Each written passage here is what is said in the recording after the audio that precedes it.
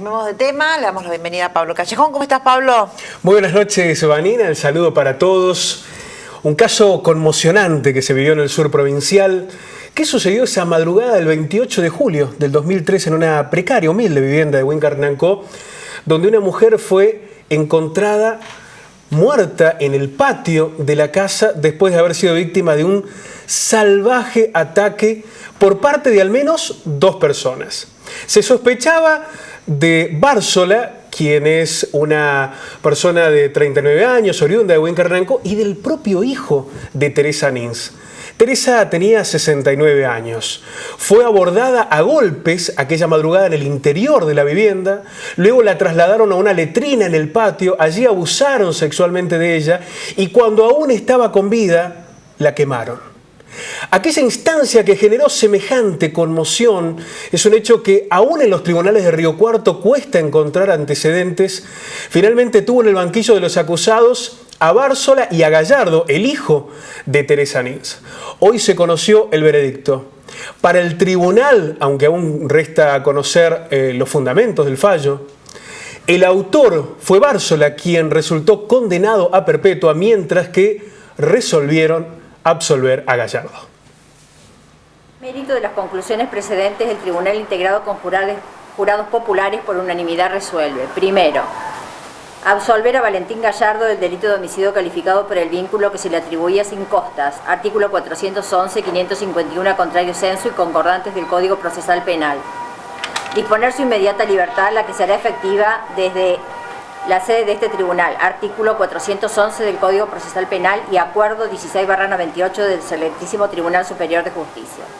Segundo, declarar a Gerardo Oscar Bárzola autor plenamente responsable de los delitos de abuso sexual con acceso carnal y homicidio calificado por su comisión por placer, concursados materialmente y en los términos de los artículos 45, 55, 119, párrafo tercero, 80, inciso cuarto, primer supuesto del Código Penal, imponiéndole la pena de prisión perpetua accesorias de ley y las costas del proceso, artículos 5, 9, 12, 29, inciso tercero del Código Penal, 412, 550, 551 y concordantes del Código Procesal Penal.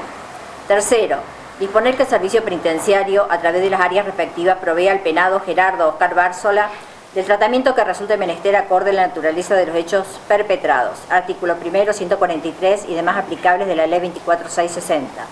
Cuarto, oportunamente remitir copia de la pieza sentencial a la Fiscalía de Instrucción de Origen para que profundice la investigación conforme lo desarrollado en los considerandos de este decisorio, manteniendo los efectos secuestrados en la situación en que se encuentran. Artículo 301 y concordantes del Código Procesal Penal.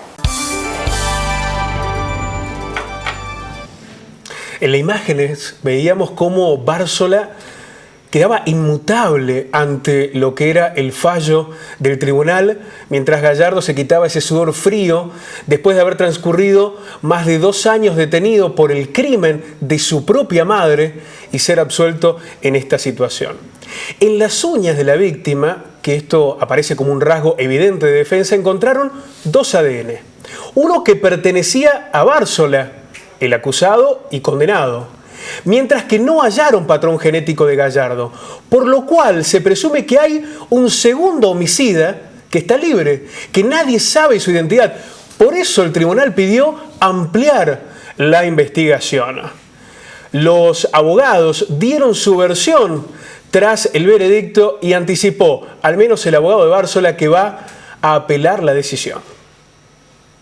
Es un pronunciamiento de la prueba más cabal de la expresión de la manifestación popular en la toma de decisiones judiciales. La respetamos, por supuesto, como tal y veremos ahora los fundamentos de los jueces técnicos. ¿Por qué usted había solicitado que también Gallardo fuera condenado? Porque consideramos que había elementos probatorios como para vincular, ¿no es cierto?, a Gallardo a la muerte de su mamá. Pero bueno, el jurado popular, creo que por unanimidad, determinó su inocencia. Es decir, que no era solo la presencia en el lugar, sino que había otros elementos que hacían presumir que podría ser autor. Eso es lo que habíamos analizado en el transcurso del debate y concretamente en la etapa de la discusión final de los alegatos. ¿Va a apelar esta decisión? Vamos a ver, yo soy de la opinión de que el derecho al recurso es patrimonio del imputado, no del Ministerio Público Fiscal, pero más cuando viene de una decisión popular.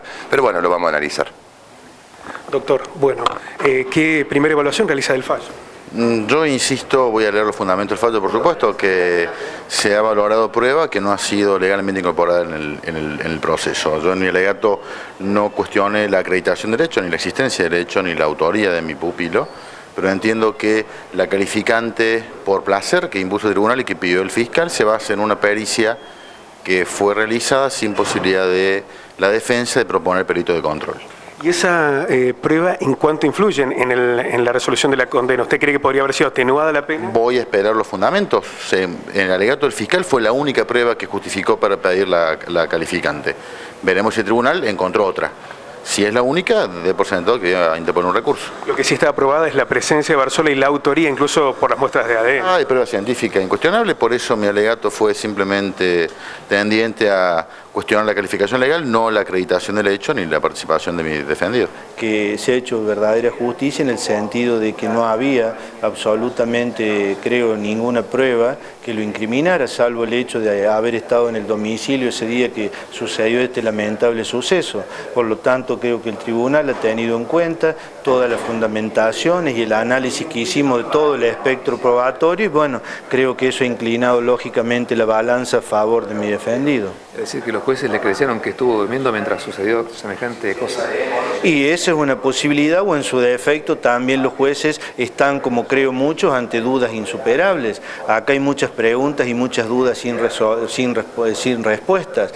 Por lo tanto, pueden ser las dos posibilidades, una que sea esa y la otra que se han encontrado con una duda insuperable que lógicamente hace que en el caso por el principio constitucional de indubio por reo favorezca al imputado. Eso lo vamos a ver en los fundamentos, ¿no? ¿Es fundamental, doctor, la prueba genética que excluye a Gallardo en el ADN encontrado en la víctima? Sí, yo creo que esa es una prueba como hay otras, como la pericia química y el análisis de toda la prueba, que llevan a pensar que yo decía que no hace falta ser muy leído para darse cuenta que si mi defendido hubiera participado de semejante masacre, tendría que tener huellas y rastros por todos lados, manchas de sangre como las tenía Barzola. Barzola estaba todo lleno de sangre y salió en todas las pericias que se hicieron.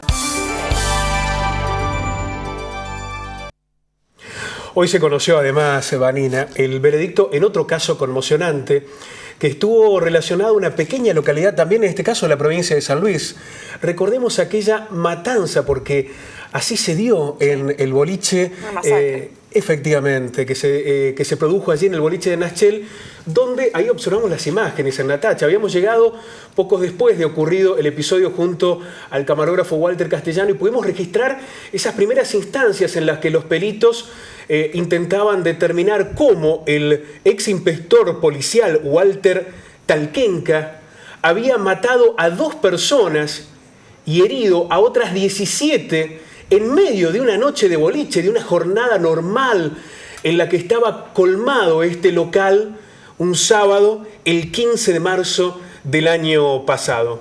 Talkenka inicialmente había planteado de que había estado desbordado emocionalmente y este fue su único argumento de defensa porque estaba absolutamente probado que el policía ingresó y empezó a lanzar disparos a mansalva sin identificar a nadie, porque disparó tanto a los trabajadores como al público que estaba en el lugar. Quien vemos en las imágenes es el propietario del boliche junto a una de las chicas que estaba en la barra, que estaba al lado de una, ahí vemos la imagen, de una trabajadora que es nacida en Achiras y que recibió un disparo en la cara y que afortunadamente salvó su vida. Eran imágenes conmovedoras las que se vivían en el lugar. Fue en marzo del año pasado. En marzo del año pasado.